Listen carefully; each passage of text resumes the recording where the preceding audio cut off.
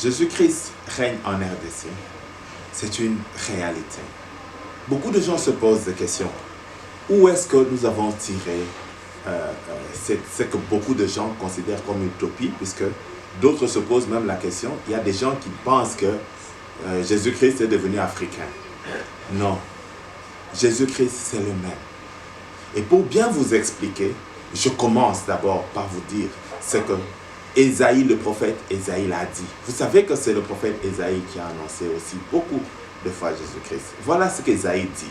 En Ésaïe 18, le premier au 7e verset. Malheur à ce pays où retentit les bruissements des ailes, terre au-delà du fleuve de l'Éthiopie. Toi qui envoies par mer des émissaires dans des vaisseaux de joncs sur la face des eaux, rapides messagers, allez vers la nation à la taille élancée, à la peau glabre. La peau glabre veut dire la peau nue. Souvenez-vous de nos grands-parents, ils étaient dénudés, c'est comme ça qu'ils étaient. Oui, allez vers le peuple que l'on redoute au loin, nation à la langue barbare, que l'on redoute au loin, nation à la langue barbare, et qui écrase tout, dont le pays est sillonné des fleuves. Ce pays qui est situé au-delà du fleuve d'Éthiopie, qui est sillonné du fleuve. Je pense que si vous connaissez bien votre géographie, vous allez comprendre et vous allez regarder ce pays-là, c'est exactement la RDC. Et ça, c'est le prophète Ésaïe qui l'a dit. Vous qui peuplez le monde, habitants de la terre, regardez l'étendard quand on va le dresser au sommet des montagnes. Cela veut dire qu'on annonce un grand événement où l'étendard va être placé au sommet des montagnes. Et le prophète continue pour dire ceci. Et quand le corps va sonner, écoutez bien, l'Éternel m'a dit, je me tiendrai tranquille et je regarderai de ma demeure. Et quelle est la demeure que l'Éternel? Pareil à la chaleur dans la lumière éblouissante du soleil. La lumière éblouissante du soleil. Cette lumière qui est tout près de l'équateur. Et je continue à vous expliquer. Pareil à la nuée formée par les rosées dans les champs de moisson. Et voilà ce que dit. Car avant la moisson, quand la floraison est finie, quand le fleur deviendra un raisin qui mûrit, alors on coupera les sarments de la vigne avec une sarpette. Dieu annonce la fin des temps. C'est-à-dire que quand on approchera la fin des temps, il va accomplir quelque chose de glorieux. Dieu annonce la moisson, puisque la moisson, tout le monde sait, c'est le retour de Christ. Et quand la moisson va se rapprocher, quand les fleurs seront prêtes, alors en ce moment-là, c'est en ce moment où il va intervenir. On coupera les sarments de la vie. On enlèvera les sarments. On élégara les branches. Voilà ce que Dieu va faire. Il va purger son église. Il l'a annoncé, il le fera. Ne doutez pas. Pourquoi vous continuez à douter? Ne doutez pas, il va le faire. On enlèvera les sarments et les regards. Le tout sera abandonné aux oiseaux de proie et de montagne, aux bêtes sauvages. Les vautours en feront leur nid pendant l'été. Et les bêtes sauvages leur gîte pendant l'hiver. Et voilà la synthèse. C'est au verset 7. J'aime beaucoup ce verset, puisque c'est le verset qui donne la synthèse. En ce temps-là, le Seigneur des armées célestes recevra un présent. Les autres versions disent recevra une offrande de la part de ce peuple à la taille élancée et à la peau glabre. Ce peuple qui était nu, ce peuple à la langue barbare, c'est ce peuple que Dieu a désigné, a choisi pour lui amener l'offrande. Tout près de la moisson. Et le peuple que l'on redoute au loin, nation à la langue barbare et qui écrase tout, qui viendra du pays, du pays sillonné de fleuves.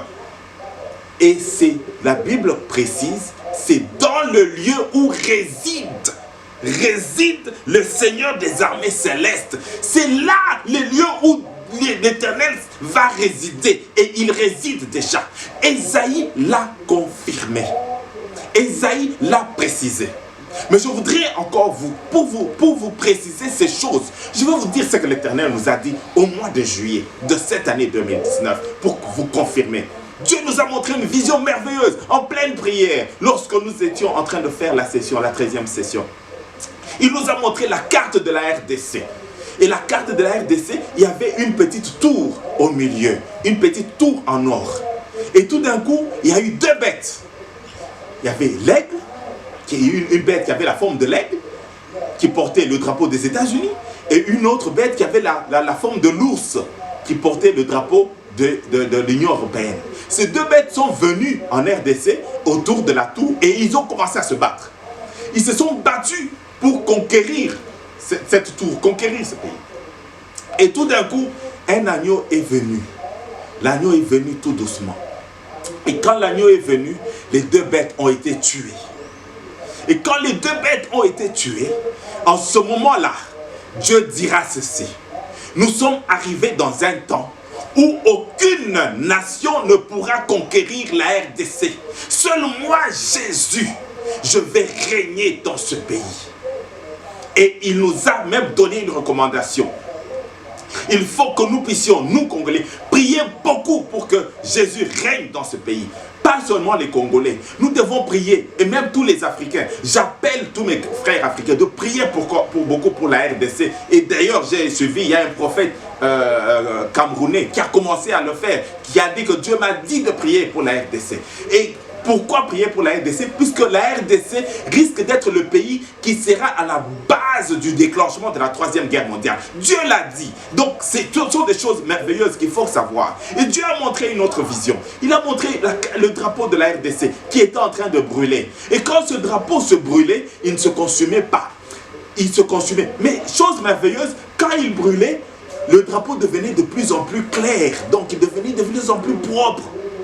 Et quand il devenait de plus en plus propre, l'étoile qui est au drapeau de la RDC devenait plus éclatante et a commencé à briller. S'est allumée et a commencé à briller. Quand l'étoile brillait, Dieu a montré maintenant, il y a eu plusieurs drapeaux du monde entier qui sont venus autour du drapeau de la RDC. Et quand tous ces drapeaux sont venus autour du drapeau de la RDC, et le drapeau de la RDC a commencé à éclairer tous ces autres drapeaux. Et l'Éternel dira ceci. Il est arrivé un temps où je vais éclairer plusieurs nations au monde à travers la RDC. Et pendant ce temps, il y avait aussi le drapeau d'Israël, il y avait aussi le drapeau des États-Unis. Et Dieu dit ceci. Il est arrivé un temps où votre pays, la RDC, doit rétablir en urgence les relations diplomatiques avec Israël. Et que l'ambassade d'Israël revienne en RDC. Et que la RDC puisse aussi ouvrir une ambassade en Israël. Et Dieu demande aussi que nous puissions aussi avoir une relation privilégiée avec les États-Unis. Car il dit ceci. C'est avec ces trois pays que je vais imposer mon règne dans le monde. Mes chers frères et sœurs, sachez que Jésus-Christ règne en RDC. Ce n'est pas une utopie, et cela est une vérité. Je voudrais vraiment que vous puissiez le garder, l'écrire et savoir cela. Jésus-Christ règne ici en RDC.